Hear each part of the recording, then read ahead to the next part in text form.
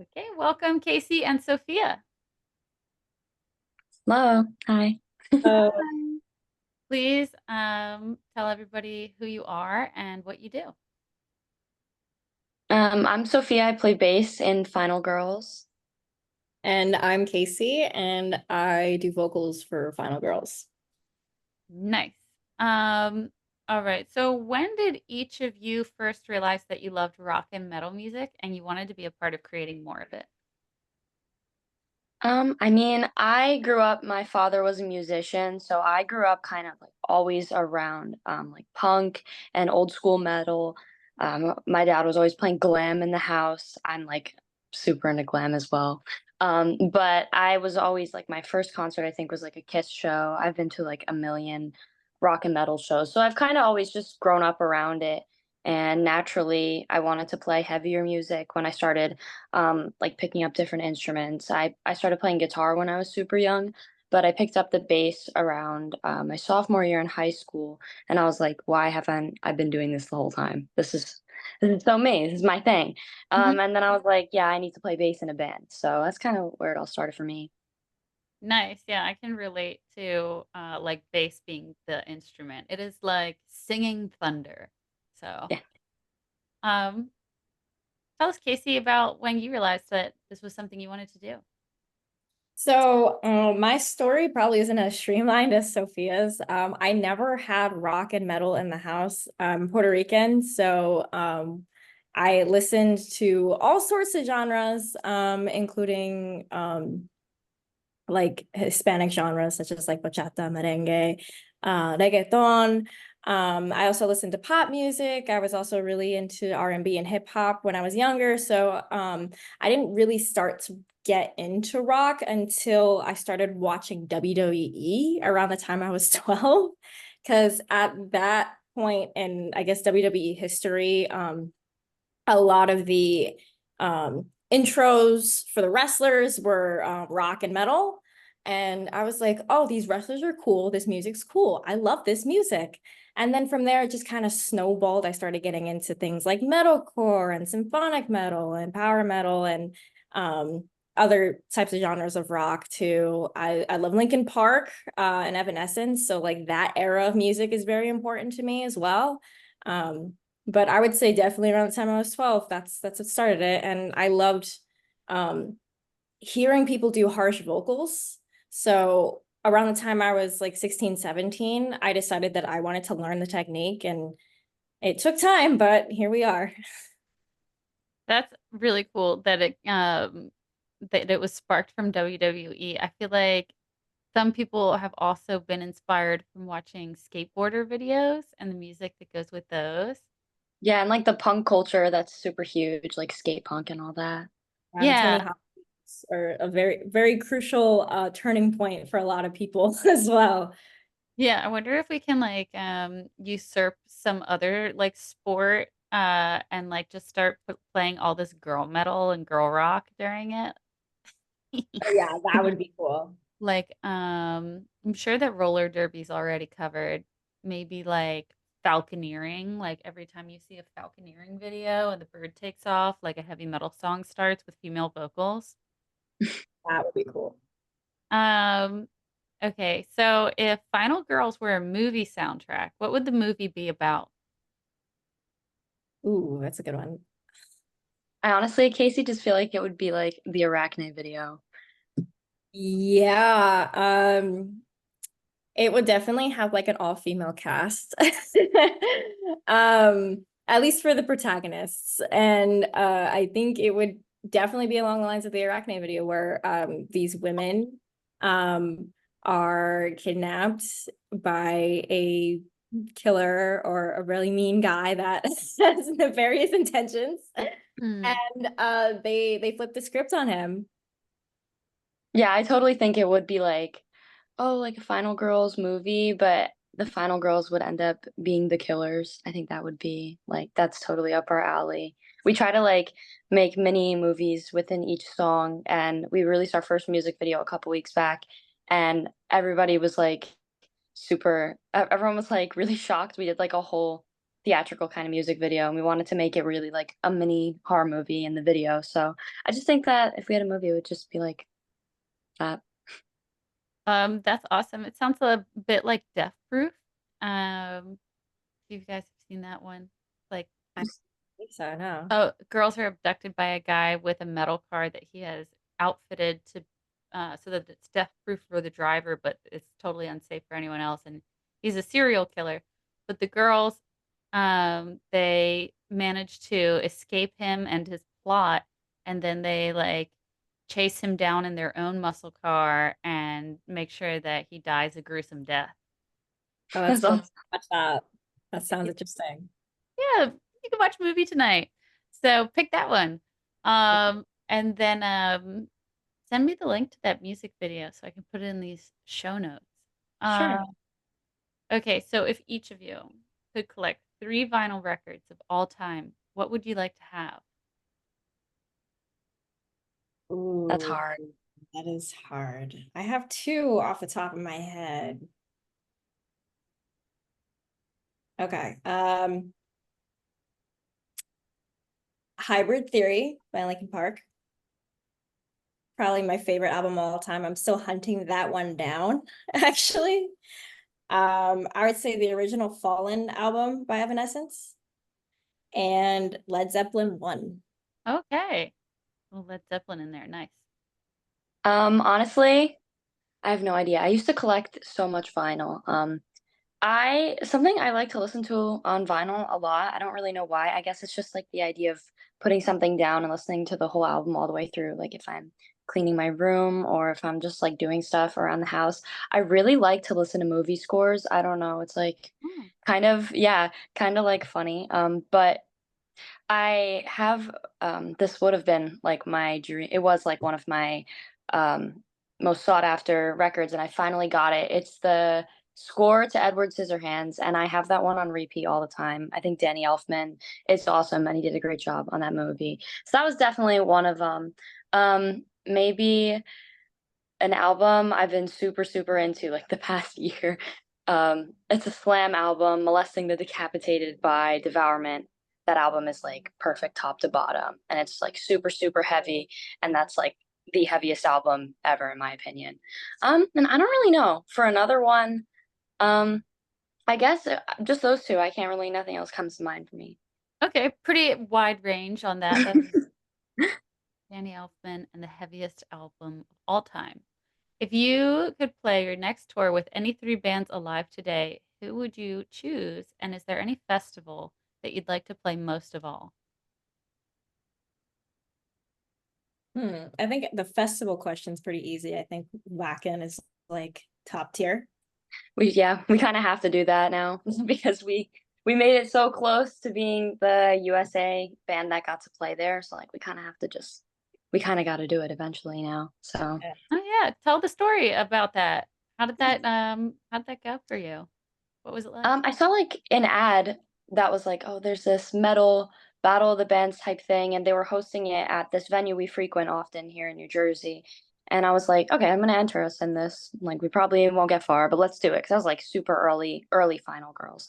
But we actually like made it through the round of like band selection, and then we made it through all of the New Jersey and East Coast rounds, and then we ended up like performing at the national like Battle of the Bands final with like all of the bands that had won in their areas, but we didn't win that one. So that would have been like the band that won that got to play at the festival. So we were one step away. So now I kind of feel like one day we have to do that. We were also recently talking about playing at Incarceration Fest. That's a pretty cool festival they got going on. I'd love to play that. Nice. What was the venue in New Jersey where you saw the ad? It was at Dingbats in Clifton. Oh, okay, cool. All right. Let's see. So when you play walk-in, you will play with hopefully who? Who would you like to play walk-in with? Ooh. I think a universal answer for all of us is Crypta. Okay. Yep. Um, maybe Sophia. I don't know. I mean, I guess for touring bands right now that I would love to get on a tour with, I mean, there's so many. I have been like seeing so many shows the past year. I mean like everybody wants to play with Cannibal Corpse. Like if you play metal, you want to play with Cannibal Corpse. Like that would be a dream come true. Um 200 Stab Wounds, they're awesome, keeping like old school death and thrash alive. They're super cool. They're touring right now.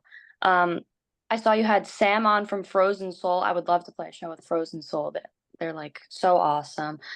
Um Maybe Bog, like bands everybody loves. But yeah, we would love to play a show with Crypta because I mean like hello, all chicks and they're like super heavy and they're so awesome. Yeah, One day that's like a dream for all of us. that's like I love the idea of you, Crypta, and Frozen Soul, especially.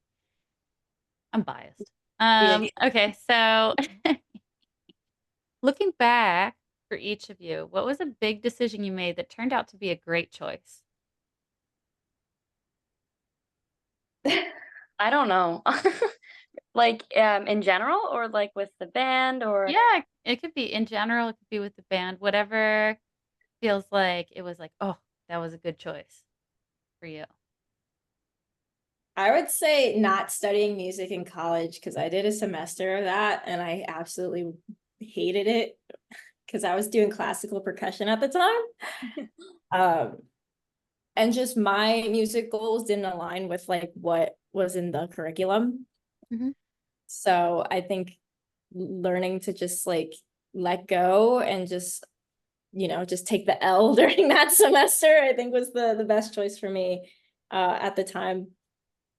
Yes. honestly, I feel like I have a similar answer to Casey. After I graduated high school, that was kind of right when this band started like I guess getting a little serious. And I was honestly super lost. I had no idea what I wanted to do because, of course, I would love to pursue this band full time. And I know we all are really, really working to get there. But like, I just kind of had no idea what to do.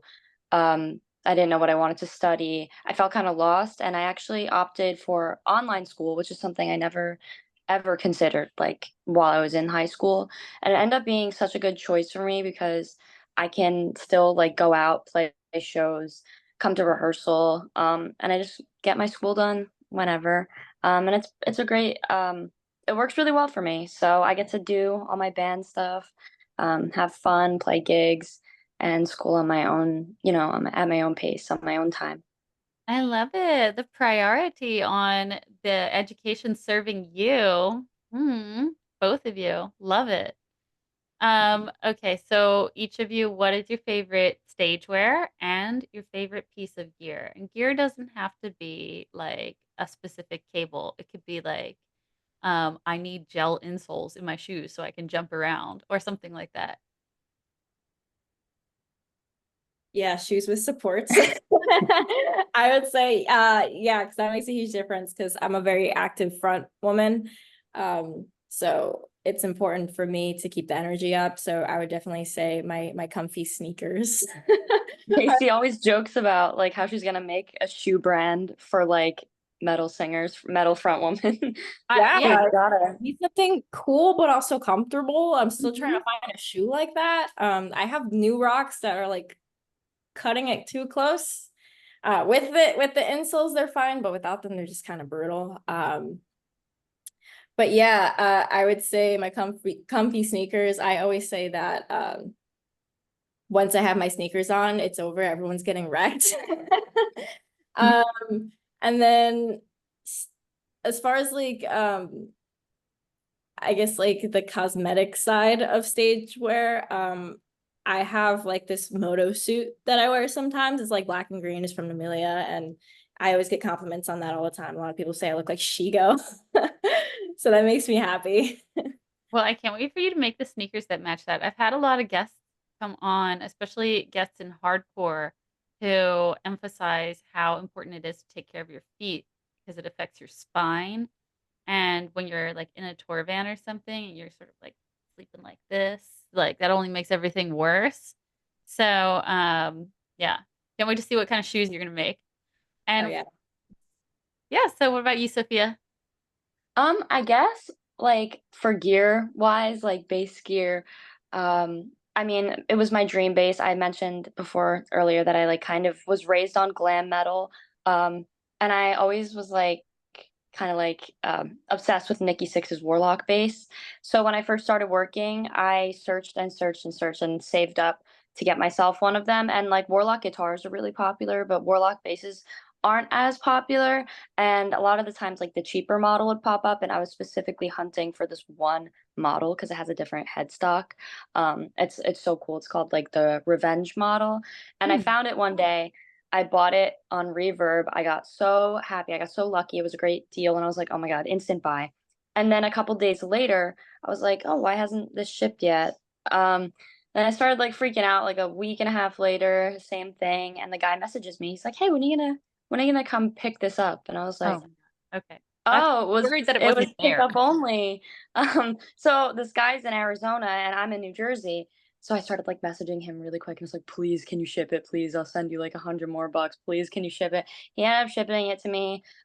Even though like that bass is not super durable and like all the new drop tunings and stuff we play in, I still play it on stage sometimes, and it's like my baby. That's the first ever bass I bought for myself, and yeah, I just feel like that's like the Sophia bass. I like BC Riches a lot. I guess like another piece of gear that I love, I recently invested in a Sansamp DI like pedal. I think it's super awesome. It's like compression. I would say very essential for bass players who are always playing different venues and you can't always bring all of your gear. We don't have like a tour van yet, so I can't always bring my whole stack with me. So in order to like ensure I get a sound I'm really happy with, that pedal, you plug it into like any stack and it'll make you sound awesome. So I would very much recommend that pedal for bass players. I guess for like outfit stuff, um, I don't really know when this started, but I started hooking handcuffs to my belt loops. I don't really know why. That's the thing I just do. Um, I started doing that, like, a couple months ago, and now I, like, can't play a show without handcuffs looped to my belt loop. I think it's the coolest thing. Honestly, it's very Kamala Harris of you. So I was wondering, did you do any modifications to your bass to like change it in any way? Because sometimes like I don't, you look small like me, and so like my bass, I need to make some adjustments. Mhm. Like the neck Yeah. like too wide and too long. Um, I'm sorry. no, go ahead. Yeah, it's a question. I had a lot of work done on that Warlock because I wanted to play it dropped, and sometimes like the neck can warp on like older BC Riches. So it was like slightly warped when I got it. I had a lot of work done on it. Had some slight warping, just kind of like have it be able to go into drop tuning. I think I had to get the nut like sawed down a little bit to put heavier strings on it. I didn't put too heavy strings on it because, like I said, the neck can warp, so I didn't want to like push it too much. But they're a little bit thicker. Um, and with my 5 string, I also play an LTD F205. That thing has like insanely thick strings on it. Like it's comical. Like it's hilarious. Took me a while to adjust to that, but I set that thing up to play like in the lowest tunings ever. So I had to get the nut screwed down like a little bit, shaved down a little bit on that bass too. Same type of like drop tune setup, but yeah, with the Warlock, I know you said you were small. Like I can't even tune it standing up. Like I have to like pull it all the way towards Gotta me or take your sit like down. night stance and like Yep, kneel down with yep, it. Um, exactly that. it's okay. It's just our nightstand. It's actually very metal. So boys just wouldn't understand. Who Yeah. did you trust to make those changes? Honestly, That's when I scary. got the Warlock, I didn't know, like, that was, like I said, I was my first bass ever. Even though I come from like a musical family, I did not come from a family of people playing in drop tunings. I was like the first one playing heavy music. So my dad was like, I don't know. I don't know where to go. I just took it to Guitar Center and Oh, they scammed me. I never went back there again. I mean, the guy did a great job on the setup, but I paid so much money and hmm. then when I got my 5 string setup, I took it to a local music shop called Sweetest Sounds. The guy did a phenomenal job on it. That thing stays in tune like a rock. And I think I paid like a fraction of what I paid at Guitar Center. He did a great job. That is so helpful. Thank you for sharing that. I mean, like, there's actually quite a number of bands with women in them that watch this channel from this area. So, Oh, what's that local shop called? Sweetest Sounds. I think it's in Lyndhurst. I'm not sure. Okay, well, hopefully that helps some people out. Thank you for sharing that. Um, okay, so what is a performance memory that you'll never forget? Oh man. So I joined the band around this time last year, and the band had like so many shows booked out, and they're like, hey, like, can you start like immediately? And I was like, yeah, I guess so. So I think it was our second show. It was the night after our first show. We went all the way out to Philly to play a basement show. And we were kind of like skeptical of the area at first, but it actually ended up being a really fun show. And I think the best part about it that I will never forget was a guy was hanging upside down from a pipe in the basement to our set. And I was like, oh, this is cool. I love being in Final Girls. I think that was like my aha moment for sure. And I was like, I want this to happen every time. Love it. For me, I guess this is kind of like a running gag. I literally texted her right before I got on this podcast. I was like, "Can I say this?" But I feel like Casey knows what I'm about to say. But our drummer, she is a chronic vomiter. So like sometimes she will like I don't know what happens during a set. Like sometimes I'll turn around and Sophia is like literally like playing a blast beat or something, and like she's just like over her shoulder, and I'm like, "Oh my God, she's doing it again." And like our last gig, we played like a huge festival in Maine.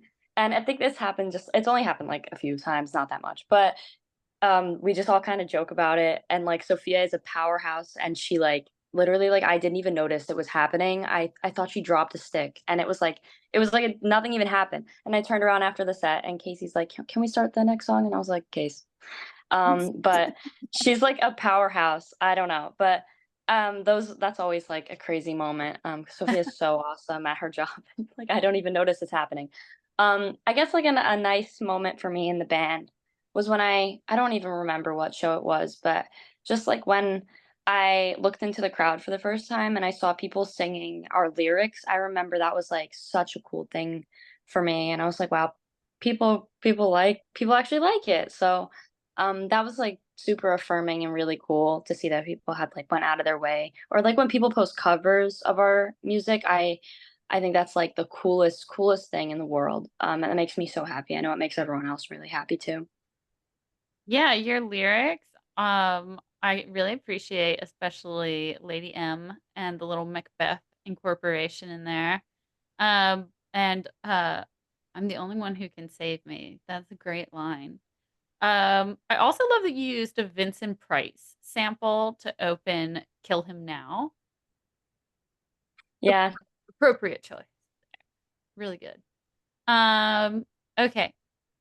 So after a long day of driving around to get to a show, oh, real quick thing I wanted to say about vans and stuff is that most of the time I've heard feedback that that like the majority of people just think it's better to rent the van because if it breaks down somewhere, then you don't have to find a mechanic at like 2 a.m.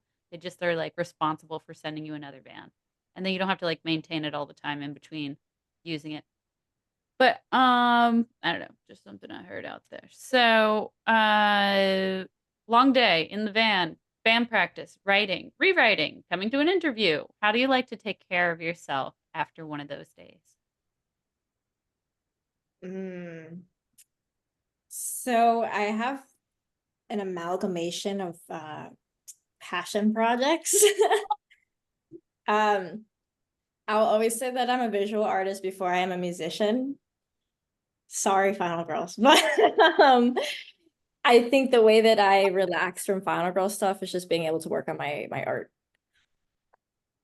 Awesome. What kind of art is it? Obviously, I'm interested. So I write and illustrate a webtoon called Trinity Vampire, shameless plug. And it's like a love story gone wrong, full of horror and suffering. So it's a story that I've always wanted to tell. And so I, while I'm building up this band, I'm also building up that comic series. And I'm like, I go to conventions, I sell my comics, I sell my art. So a lot of it is just being able to know that I'm making headway in both avenues of my life because I've always wanted to be a vocalist, but I also always wanted to be a comic artist. So Perfect. I think those things go together really well. Yeah, Do you guys have any plans to play any Comic-Con shows? kind We of. tried. We've tried. We all really want to play like a horror convention. I think that would be super fun. Yeah. Okay, Yeah, so we're playing a convention in October. Uh, that's a horror convention, but also comic adjacent. At QXT's October 12th, Vampires in New Jersey. So that will be like our first like actual like con performance set. well, that sounds like a perfect place to bring your graphic novel. And Yeah, what about you, Sophia? What's your go-to self-care? Um, Honestly, I love to bake. Like, I am the type of person that will just show up at your house and I have like a new baked item. Like the other day, I showed up at my boyfriend's house. It was like 10:30 and I brought like a whole strawberry shortcake and like little individual pieces to assemble it yourself. And I've been like kind of like off my game recently, but I'm starting to get back into it as my schedule opens up a little bit. But I love to bake and I also have a lot of like dietary restrictions. So baking for myself and making like things I can eat is like something I've always done to kind of like relax or whenever I have free time. And also like of course I am a huge horror nerd, so like if any free second I get, I will like get on and what movie can I watch like tonight? What's on my watch list? You know what? So Yeah. anything like that. Okay. That is a super creative solution to dietary restrictions. I love how much you got into that. I need to know what your favorite thing you ever baked was. And um, yes, please enjoy Death Proof tonight. What's your favorite thing you ever baked? Honestly, it might have been the strawberry shortcake I just made. It was so, so good. I kind of just like winged the filling. I kind of like took a little bit from recipes I saw and then kind of just like made the rest myself, and I was really nervous about that, but it turned out really, really good. But yeah, that was pretty good. But next, I wanted to make like an Earl Grey tea cake a lot, like with like tea in it. I wanted to try that with like lavender frosting, but that's a little bit might be too advanced for me, but I'm gonna try it out. That's like my next one on the list. I literally believe in you, and I want a piece. So, tell us about any new announcements that you have as a band. well, I say, speaking of cake, if the Arachne music video gets 15K views, Sophia will bake a celebratory cake for it. So Yeah. Arachne's out, go stream it, go watch the video. We also have an EP coming out August 9th, which is only about like a week away, 2 weeks. So definitely pre-save that and stream it when it's out. Anything else that I'm missing, Sophia? I mean, I guess we have our EP release show if you're in the area at the Mandala nightclub in Passaic, New Jersey. It's a new place we've have never played. I think they're like just starting to host like I know they've done like mostly drag in the past. I don't know if they've hosted like a heavy show yet. This is supposed to be like their first heavy band show. So I'm really excited to play there and be like the first kind of like heavy band to play there. The place looks awesome. So if you're in New Jersey, New York area, anywhere around there, come out, hang out, party with us. We want to make it a super fun event. But yeah, our EP per on the week is coming out the same day, August 9th. But yeah, you can find pre-save links in all of our social media links and stuff. Oh, we also just launched a merch website. Literally, I think yesterday we made the official announcement. So definitely if you want to support us, the best way you can do it is by purchasing our merch. Oh yeah, I saw the post on Instagram with the panties. So Yes. sweet. Love it. Um, okay, well, those links will also be in the show notes. So, last question, how can everybody follow what you do and keep up with your adventures in music? So our band socials are Final Girls NJ. You can find us on TikTok, Instagram, Facebook, at that handle. We also have Spotify. We're Final Girls in all caps. Also on Apple Music. I'm trying to think. My individual Instagram, although I don't post music as much, it's mostly my art, is Carnations X Carnage. And I don't know if you want to plug yours, Sophia. Our if you want to like contact, our contact Gmail is NJ Final Girls. It's like the opposite because Final Girls NJ was taken. Oh, So that's yeah, our contact for any like inquiries, anything like that. And my personal account is Girl Engrave on Instagram. all right. Are you two ready to play the vinyl game? Yes. If you've ever seen this show before, you already know how to play. I'm going to hold up 2 pieces of vinyl and you just pick one that you want to say something about or ask a question about. Girl School or Joan Jett? Joan Jett. Oh, perfect. Okay, now I'm going to invent a new rule for this game, and that's how many times will you guys pick the same album? Girl School is Okay, awesome. ready? I want to see if you do it at the same time. Tina Turner or Blondie? Blondie. Blondie. Oh, okay. That's round. You got 2 in a row. This is great. Now I have a whole new reason to have more than one person in a band in one interview, just for this game. All right. Coven or Mean Mistreater? Me and Miss Street. I would say the same thing. Yes. Oh, cool. Okay. Well, now you have, because this is our girl. We love Janice. What do you want to say about why you like Mean Mistreater? Or do you need to know more about Mean Mistreater? I need to know more. I would like to know more. Yeah. Oh, okay. So Janice, she did an episode on here. She's the singer of Mean Mistreater, and they are a band from Austin. They are a gritty thrash sound, and just super cool looking group with like really great stage wear all together. And I got to see them play live at Legions of Metal in Chicago. So yeah, this album's called Razor Wire. Check it out. It's all about their songs are about like cars and blue collar life as in Texas. So yeah. That's awesome. Okay, so Santa or Bonnie Tyler? Bonnie Bonnie Tyler. Tyler. That was so easy. Okay, and last round. Betty Davis or Burning Witches? Burning Witches. Burning Witches. Okay, Burning Witches. What do you love about Burning Witches? I actually don't know anything about them, but the artwork speaks to The me. artwork is so cool. I picked it for the same reason. Okay, so they have a relationship to Crypta because Sonia Anubis was in Crypta and she was in Burning Witches and now she's in Cobra Spell. Oh my And god. yeah, and but Betty Davis has a really great gritty voice if you're not already familiar with Yes. Philadelphia girl. So yeah, I got to see Burning Witches play live in Mexico City. This band is very, very good about booking shows with other bands that have women in them. Right now they're playing in the US and they're playing with Sanhedrin, Bloodstar, Lady Beast, and uh Savage Master, I think. I'm not like totally sure actually. But anyway, Savage Master is just on tour at the same time. Hard to keep up with all you girls so busy with all your shows, being rock stars out there, showing them how it's done. Okay, so thank you so much, both of you, for coming on the show and sharing your wisdom and your stories. Thank Yeah, you. thank you for having us. This was awesome. Absolutely. I had a good time. Have a great launch for your EP August 9th. Right? EP or is it full album? EP. EP. EP. EP August 9th. People go check it out. Thank you. Bye. Yeah. Bye.